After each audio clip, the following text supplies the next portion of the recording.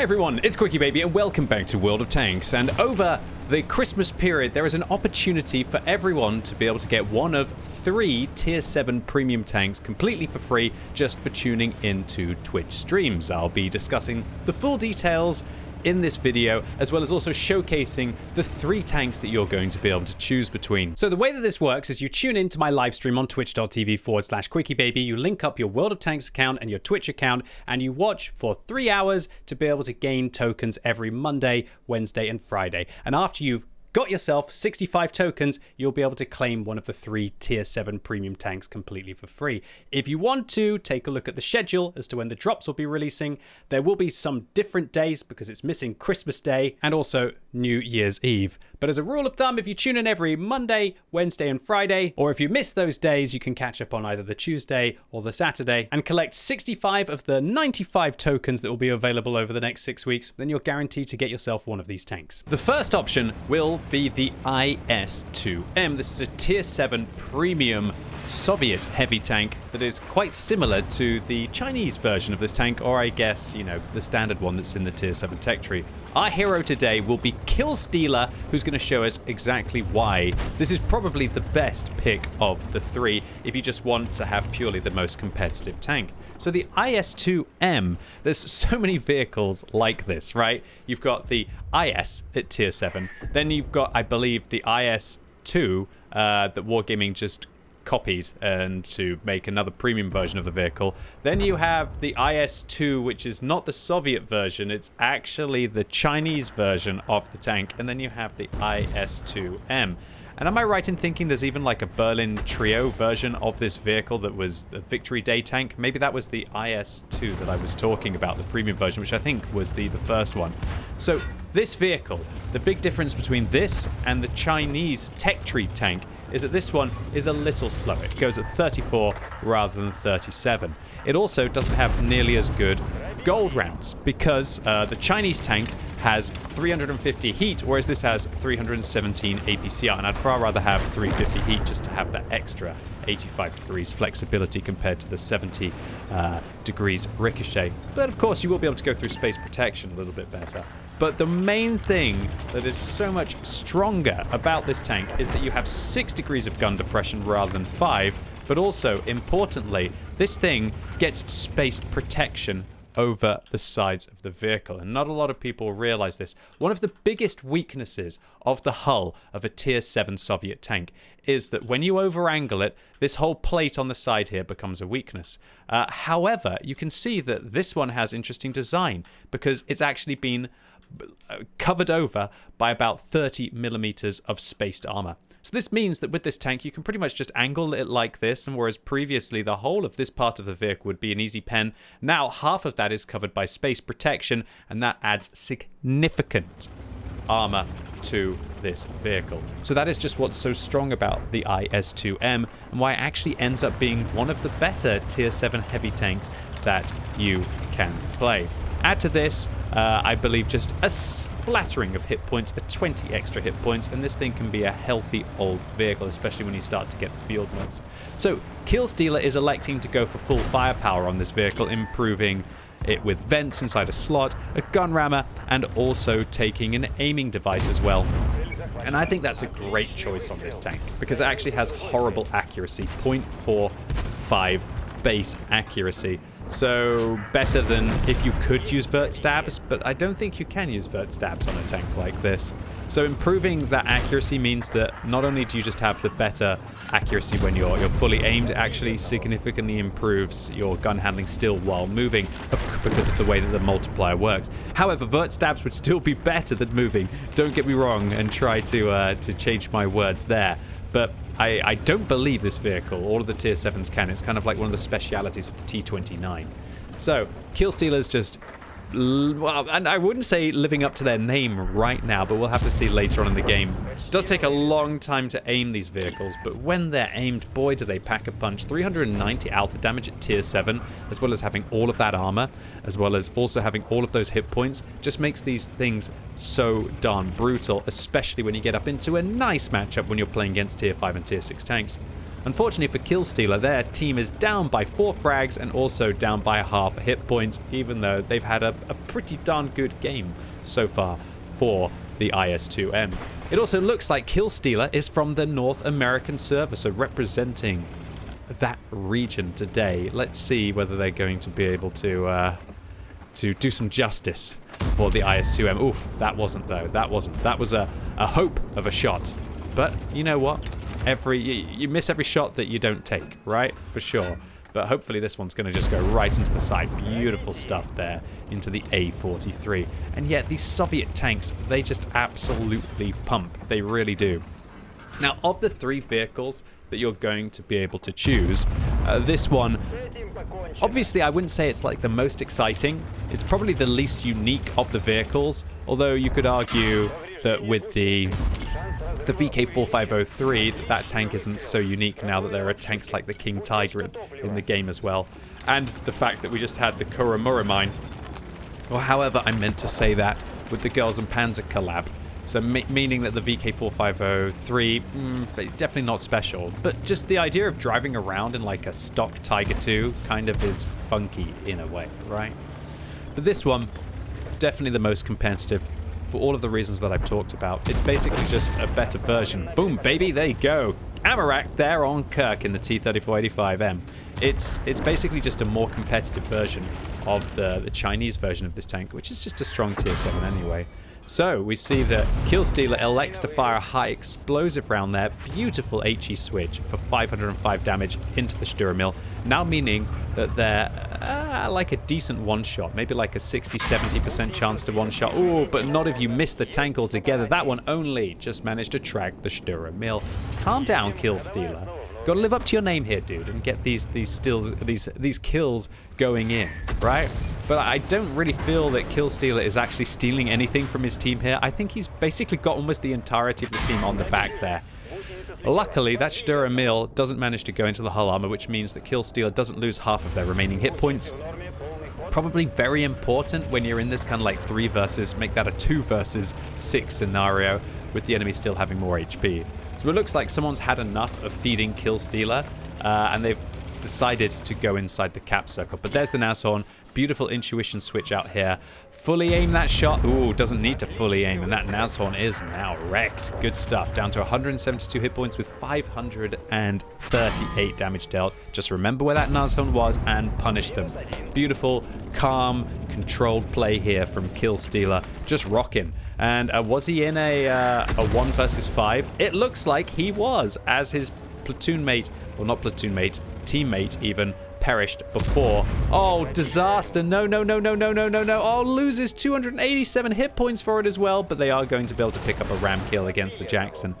But Krupp-Steyr find themselves in a 1 versus 5, which quickly they've changed into a 1 versus 3, but oh, that Leffe wants to try and stop them from getting towards the cap circle. So now, you've got to try and think, who is in the cap circle? Is it the Super Hellcat? Is it the Su-85? Well, that makes it pretty obvious. It's the Su-85. Krupp-Steyr now has 22 seconds to be able to get back towards the cap circle. Are they going to fire one on the move? I think that's the correct play. They know that they can reload in time, but they won't be able to reload after this shell. I believe this is the last shot they're going to have to be able to try and interrupt. 10, 9, 8, 7... And the Su-85 actually, to get away, drives out the cap circle right now. And that means that Krupp-Steyr has a little bit of a respite to be able to deal with this tier 5. But oh my word, there's the Super Hellcat, not AFK in this game, chunking a shell into the side of the IS-2M, where the armor is pretty much the weakest on this tank. You can't have that space protection or that thick frontal armor protecting you. Is Krupp-Steyr just going to come around the corner? Oh, whiffs the shell, but at least they bounce the Su-85. Oh my word, looks like the Leffe is firing heat rounds here, coming in left, right, and center. It's raining gold from the tier 5 self-propelled gun on the enemy team. And Krupp-Steyr doesn't quite think about the Super Hellcat here, but still manages to finish off the Su-85. But they've got to get out of this horrible situation. Oh, they bounce a heat round there from the Leffe. And luckily also bouncing that Super Hellcat as well.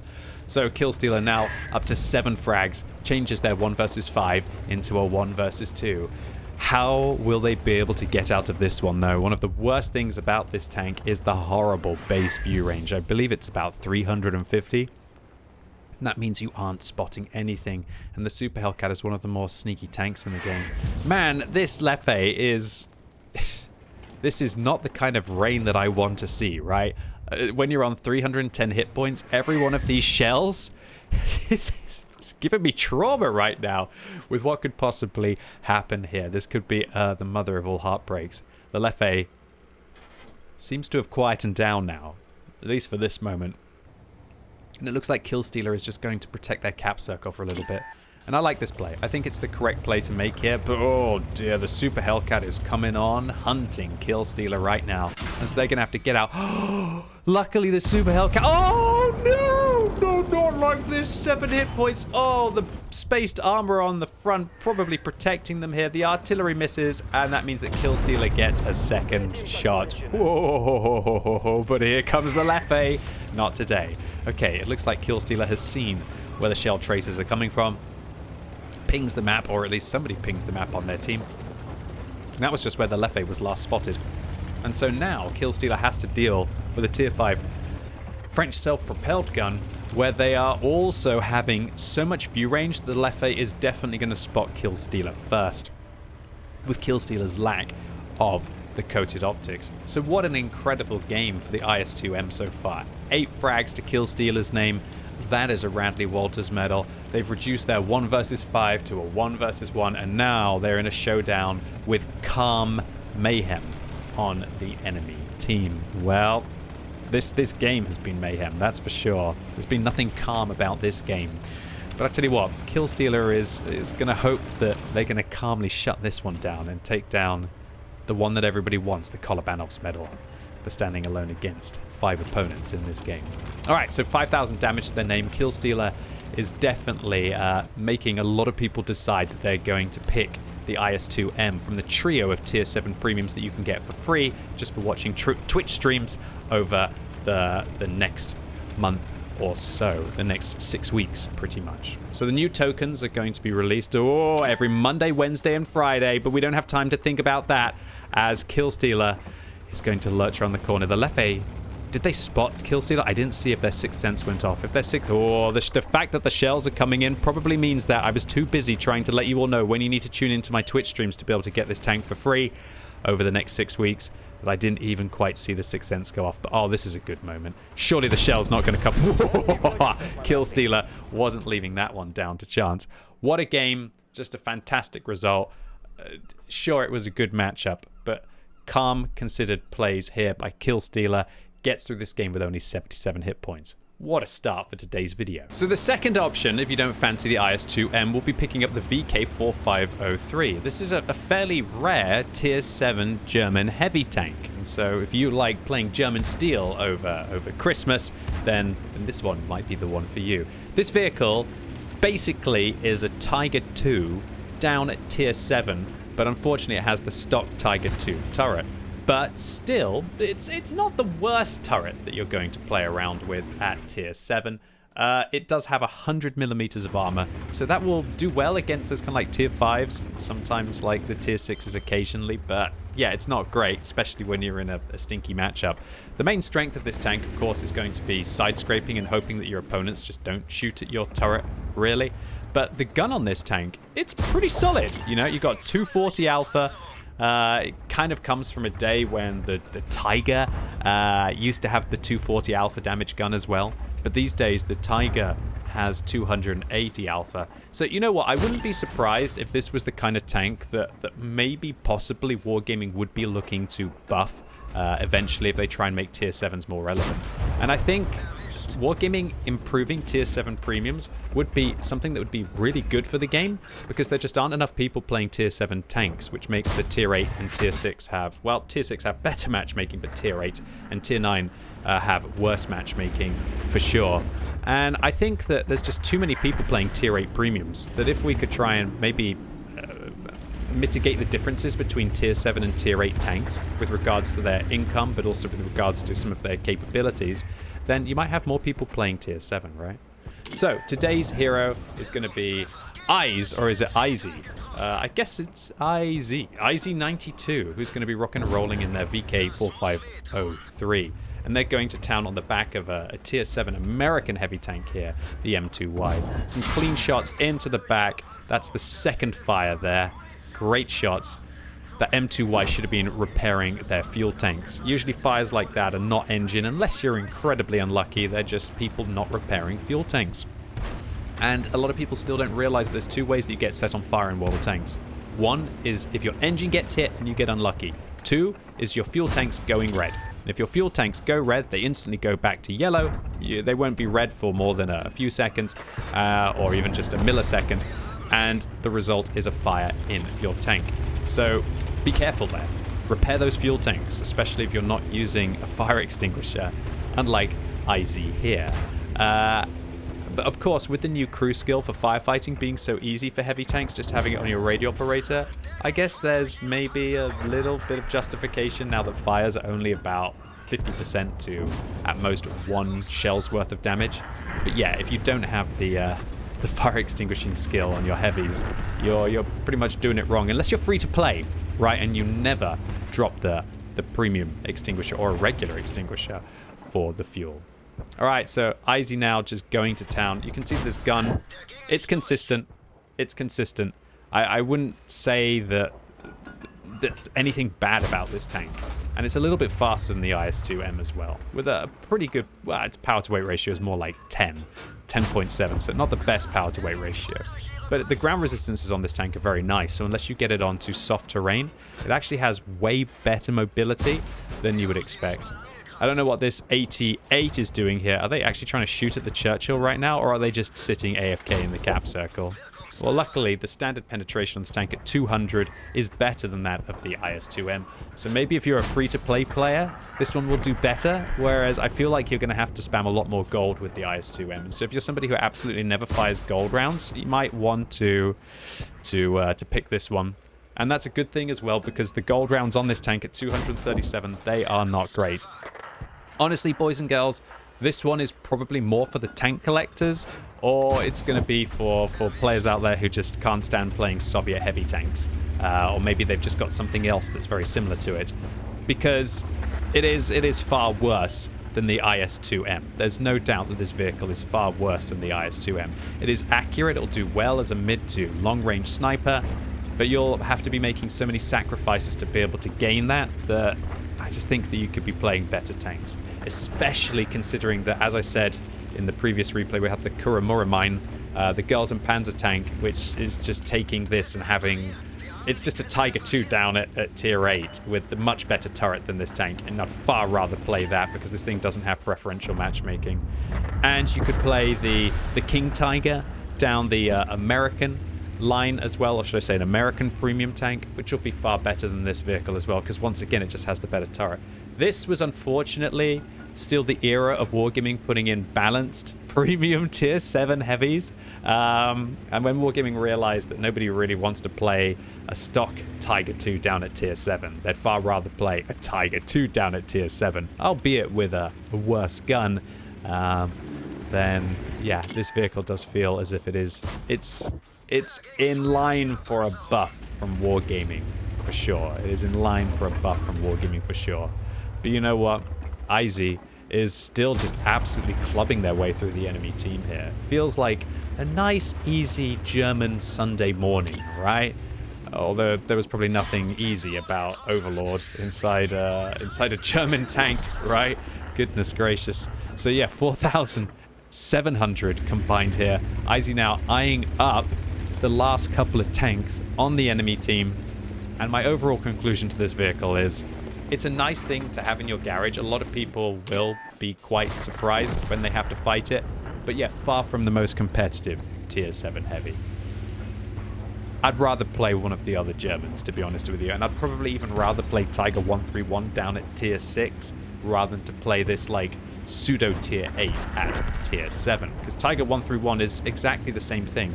Tier 7 heavy tank, an iconic tier 7 heavy tank, dropped down to tier 6, slightly undergunned with less hit points. And that's exactly what this is as well. But you know what, if I want to play a stock Tiger 2, I'd probably play a stock Tiger 2. One thing that's interesting, maybe this is bold, but IZ doesn't look like they're the best of players. I'm not saying that to be insulting, but they still have an absolutely fantastic result in this tank. I mean, again, this vehicle might be the one for you out there who are maybe a little bit more uncomfortable or free to play and don't want to have to spam gold like the IS-2M. So the final tank that you'll be able to get your hands on if you don't want to pick either of those two heavies will be the Krupp-Steyr Waffenträger, and our hero today will be Tanklet. The Krupp-Steyr Waffenträger, it kind of feels as if Wargaming were trying to take the success of a Scorpion and kind of like put it down at tier 7. But if I'm being very honest, it kind of doesn't really have all of the aspects of a Scorpion that makes it special. Sure, it's got the turret. Sure, it's got 8 degrees of gun depression, and it's got a fairly pokey gun for tier 7, but it just doesn't have any of the alpha. And that's the real reason why the Scorpion G was great at tier 8. Big credits and big alpha. This tank, on the other hand, it can still make decent credits if you're able to penetrate enough of your shells, but yeah, the alpha damage is very lackluster. 240. Although a lot of you might be jumping up or just getting your keyboards out and going, well, actually, QuickyBaby, the E25 at tier 7 has 150 alpha damage. It's one of the most overpowered tanks inside the game. Yes, but like that vehicle has preferential matchmaking. It has crazy good damage per minute, pretty much about 50% more damage per minute than this tank has. And it's also really sneaky. Although this tank is pretty sneaky as well. You can get a crazy amount of camo on this vehicle. Absolutely mental. Now, I wouldn't recommend that you take a cow in it. You could do if you wanted. If you're the kind of player who just wants to sit in a single position and play like a point-and-click adventure, then you know what? All the power to you if you want to do that. And you'll have crazy camo even when you're firing in this vehicle. You'll have very good camo rating. However, it's not going to be like an E25. And I would thoroughly recommend you play an E25 for those like long-range camo rating fights. On the other hand, having a fully traversable turret on this tank does allow you to play a little bit sneaky. As we can see, the Tanklet is putting their gun over the back of the tank, facing away, because if they get spotted, then they're going to be able to get out of dodge and be able to hopefully dodge the enemy shells, especially when there's a BZ-176 on the enemy team who hasn't been spotted. That's the last thing that you want to get hit by when you've only got 800 hit points. It's literally a 50-50 as to whether you are dying, although it's kind of like less than a 50-50 now if they're using shell tuning on that tank, one of the new crew skills inside World of Tanks. Alright, so Tanklet just shows you exactly what turreted tank destroyers are great for. Now, if they have gun depression and a little bit of turret armor, then the TL7, then those kind of vehicles you can play a bit more like a medium tank or even like a heavy in some weird regards. But this vehicle, on the other hand, it's definitely more of the opportunistic sniper at a decent distance. So, this vehicle, do I recommend that you pick this one? I mean, if you've been watching how favorably I reviewed the IS-2M, that's the one I would recommend. The IS-2M is the best vehicle in this comparison. However, while it might be the best vehicle in the comparison, it might also be the most boring one, right? I mean, what kind of other turreted tier 7 tank destroyers are there? When you think about it, this vehicle, it would kind of make more sense than the Steyr Mill inside that line. You think the Wargaming would have just made this the tier 7 TD. And you know what? I'm kind of like scratching my head here thinking, do you think the Wargaming were thinking about making this the tier 7 turreted tank destroyer at one point, but then they decided to just go for the Steyr Mill anyway? I guess it kind of makes sense going from the Nashorn to the Steyr Mill to then transition into the Borsig. But this vehicle would make so much more sense of actually going up that tech tree and going towards the Borsig, right? God forbid, Wargaming could make a whole line of Steyr Mills. Imagine that thing with what, it's like 15 degrees of gun depression and 490 alpha damage. Although that thing carries so little ammunition. That one is due a buff from Wargaming. Absolutely due a buff from Wargaming. But you might be waiting until this game is no longer around, considering it's pretty much been in the game for about 10 years without receiving any love, at least as far as I can remember. Although, when I think about it, the Steyr Mill with Equipment 2.0 in the field mods, that massively buffed that tank. I'm not sure if that vehicle can even use a gun rammer. I think it can, but definitely not Vents because it's open top. It can use a gun rammer. But using a turbo on that tank and coated optics, oh, chef's kiss, you know? Perfect to be able to improve the mobility on a vehicle. It's all about kind of getting over a ridgeline, excuse me, and seeing whether you can be able to pull off those ambush shots against your opponents. Talk about ambush. Tanklet has kind of they haven't really shot anything for a good while, right? Maybe they're wanting to pull off an ambush. But this is just what this kind of tank does, honestly. This is kind of like a therapy tank. Maybe you want to do this while, I don't know, you got your kid on your knee, or I don't know, you're speaking to your boyfriend or your girlfriend, alt-tabbing and chatting to them and waiting for a new opportunity. Maybe you can cuddle your dog, something like that, answer an email. Actually, why am I saying this? I feel like the kinds of teams that I've been having in World of Tanks, especially recently, I don't really want to be encouraging people to do these kind of things when they're playing World of Tanks. Although at the end of the day, a lot of people take this game a little bit too seriously, and who am I to say what people can do and can't do when they're actually meant to be, well, they're meant to be playing World of Tanks, right? Okay, so finally, Tanklet hears the quack of a duck to the right of them and does a little bit of spotting. He's going to tell Goblin in their IS-2 to fall back from this situation. Now, whether Goblin could manage to fall back from that situation, probably not, as Goblin has gobelined their way into the garage within this regard. So this is just one of those kind of games where it's nice and slow. Outpost, therapy tank, therapy map, everybody taking a gander at each other. And when there's no tier 8 light tanks with vision systems, you do get these slower games. There is absolutely no doubt that the vision system and turbo and equipment 2.0 massively sped up this game. It changed from being a game where tanks like this, sneaky tanks, could basically just sit in bushes and create more of a line of fire and kill zones on the map. Whereas now, light tanks basically spot these sneaky tank destroyers. Maybe not so much this one, but other tank destroyers, and be able to dig them out. And that's the real issue. And then turbo's allowing heavy tanks to be able to drive around like mediums and just waltz into position. Yeah, there's no question as to why this game's getting faster. Luckily, you'll see that Tanklet is getting tremendous value out of the coated optics here. Oh, artillery, don't get hit by artillery. This thing's only got 20 millimeters of armor. And also, the weekend, where a lot of people might end up picking this one from the tokens, that might be a good time to take out your high explosive tanks, boys and girls. In fact, you know what? I'm changing this entire video. Everybody pick the Steyr Waffenträger. It has nothing to do with me wanting to go and say, like, play the Oni with the derp on that weekend, right? No. But I digress. Tanklet is getting tremendous value out of the coated optics. They're getting some good vision in, and they're actually able to spot and even shoot for themselves because of it. And this vehicle, as it is open top and it can't use vents, it's the perfect tank to be taking coated optics on. So now, this vehicle, it shows that it's just a little bit too slow. 35 kilometers an hour doesn't allow it to make any big sweeping plays. But when you're attacking in a tank like this, it's actually not too bad. To have that 8 degrees of gun depression, as well as that fully traversable turret, does allow you to play a bit more like a flexible tank. Now, you're going to have pretty much the camo of a medium, if not massively better when you're sitting still. But the problem is it's not a medium, and so it loses more of its camo rating when it's moving than medium tanks would. So still not perfect for assaulting. Alright, so Tanklet finally making their way towards the middle of this map. They're going to go towards this tree area here and see if they can be able to find what some of the enemy team are planning. That BZ-176 still not spotted, and a Giro gets lit up. Tanklet's going to hit the Giro right in the side. And interestingly, oh, they're actually going to get spotted here. Don't sit in front of the... Oh, he's AFK. Oh, okay. This is a delicious irony, right, boys and girls? The tank that's kind of meant to counter this vehicle didn't even connect to the battle. And Tanklet is going to get to farm the whole of a BZ-176. If that's not beautiful, I don't know what is. We are watching how this vehicle has just a nice, dependable gun. It's got good accuracy, good aim time. It doesn't have great gun handling, but when you use a rotation device like Tanklet here, it's actually not too bad. And that is how quickly this vehicle can farm up one of the most broken tanks, tier for tier in the game, the BZ-176. Okay, so now Tanklet's just going to keep some vision towards the center.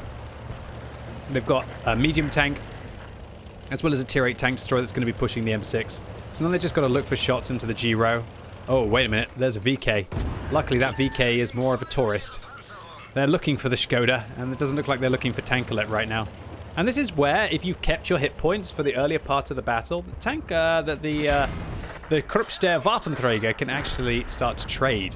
And it's got a good rate of fire on this tank, as you can see. So Tanklet's able to get one extra shot in, maybe even finish the VK before they come around the corner. They lose a good chunk of hit points to a lower tier heavy tank, but like this is some cracking damage now for a vehicle that nobody really expects to be tremendous inside World of Tanks. So Tanklet, just showing us what the Steyr Emil, or the Steyr Waffenträger, sorry, is all about.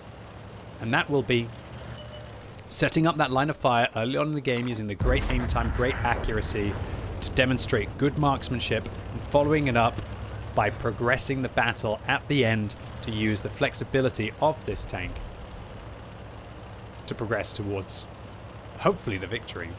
I'm getting a bit distracted here by what Tanklet is actually doing with inviting so many people into a platoon.